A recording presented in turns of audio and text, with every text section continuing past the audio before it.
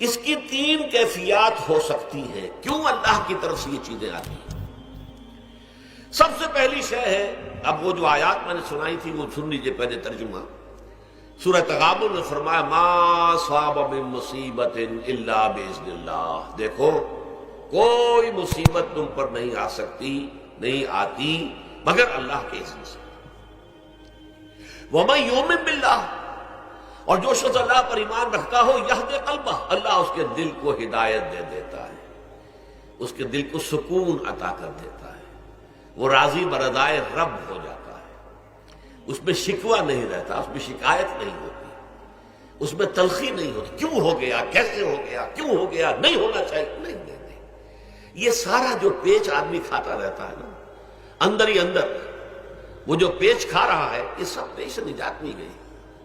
برو کشید سے پیچا کہ ہستمود مرا، چے اقدہا کے مقام رضا کشود مرا۔ یہ پیچ کھانا جو ہے، پیچا کے ہستمود، اس سے اللہ تعالیٰ نے مجھے نجات دے دی ہے مقام رضا کے ذریعے سے۔ کتنے بڑے بڑے عقدے میرے حل ہو گئے اس مقام رضا سے، چے اقدہا کہ مقام رضا کشود میرا، میرے تو بہت سے عقدے اس سے حل ہو گئے۔ اس حوالے سے ایک موٹی بات تو یہ ہو گئی، لیکن اب اس کو تین حصوں میں تقسیم کیجیے۔ پہلی بات یہ کہ یہ اللہ کی طرف سے آزمائش کے طور پر آتی ہے۔ آزمائش، میرا بندہ اس پر صبر کرتا ہے یا نہیں، یا میرے خلاف بکواس کرنے پر آمادہ ہو جاتا ہے۔ اللہ تو ایسا ہے، اللہ نے تو ہم پر کبھی کرم کیا ہی نہیں ہے، اللہ تو ظالم، معاذ اللہ معاذ اللہ معاذ اللہ۔ کہیں ایسا تو نہیں، میرا بندہ جو ہے تکلیف کو جھیلتا ہے میری وجہ سے، یہ سمجھ کے کہ اللہ کی طرف سے آئی۔ یہ سب جو ہے یہ بہت بڑی کامیابی ہے اگر انسان کو حاصل ہو جائے۔ اور اس صبر کے نتیجے میں دو اور باتیں پیدا ہوتی ہیں۔ یہ مضامین علیحدہ علیحدہ دروس کے اندر آتے رہے ہیں، لیکن آج ایک نئے عنوان کے تحت جمع ہو کر آ رہے ہیں۔ پہلی بات یہ ہوتی ہے کہ یہ امتحان کا نتیجہ کیا نکلتا ہے کہ آپ نے ایک امتحان پاس کیا تو آپ کے اگلے درجے میں ترقی ہو جاتی ہے۔ 5ویں کا امتحان پاس کر لیا نا تو 6ٹھی میں جائیں گے، اب 6ٹھی کا امتحان پاس کریں گے تو 7ویں میں جائیں گے، 7ویں کا پاس کریں گے تو 8ویں میں۔ درجہ بدرجہ انسان کی دینی، ایمانی اور روحانی ترقی کا ذریعہ یہ آزمائش ہوتی ہے۔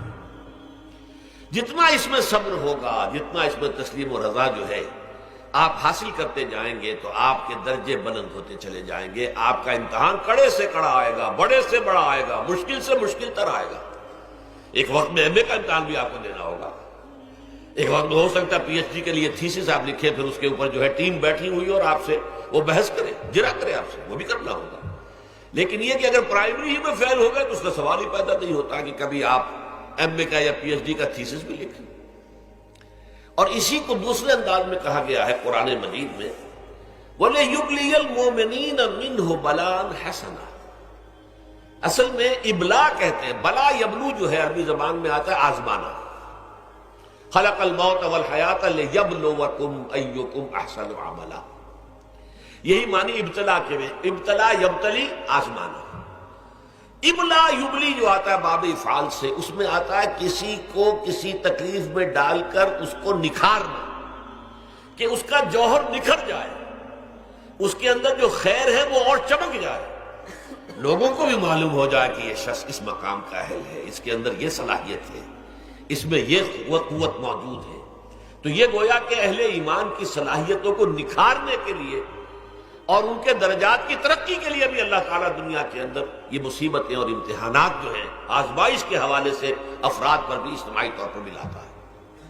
اور ایک اس کا اور بھی ہے، اہل ایمان پر اس طرح کی ابتلا و آزمائش کی ایک نوعیت اور بھی ہے، اور وہ یہ ہے کہ جو بھی آپ سے غیر ارادی طور پر، یا یہ کہ آپ نے کوئی گناہ ارادی طور پر بھی کر لیا، اللہ تعالیٰ اس کی سزا اسی دنیا میں دے کر آخرت کی سزا سے محفوظ کر دیتا۔ گویا کہ اس سے بڑا خیر کیا ہوگا؟ یہاں کی سزا کیا ہے، جھیل لی آپ نے، بخار آ گیا، ٹانگ ٹوٹ گئی، چلیے 3 مہینے آپ بستر پر پڑے رہے نا، اور کیا ہوا، کچھ نہیں۔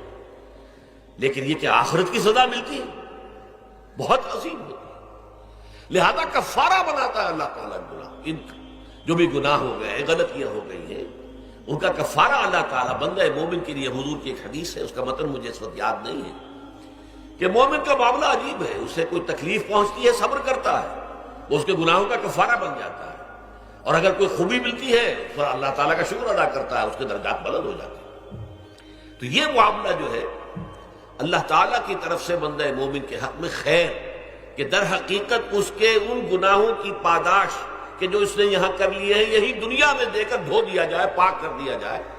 جیسے آپ کو معلوم ہے دھوبی جو ہے کپڑے کو بھٹی میں چڑھاتا ہے، گرم پانی میں ڈالتا ہے، ڈالتا ہے تاکہ اس کا میل نکلے، اس کے آگے پٹکتا بھی ہے ذرا اس کو تاکہ وہ میل اچھی طرح چھٹ جائے اس سے۔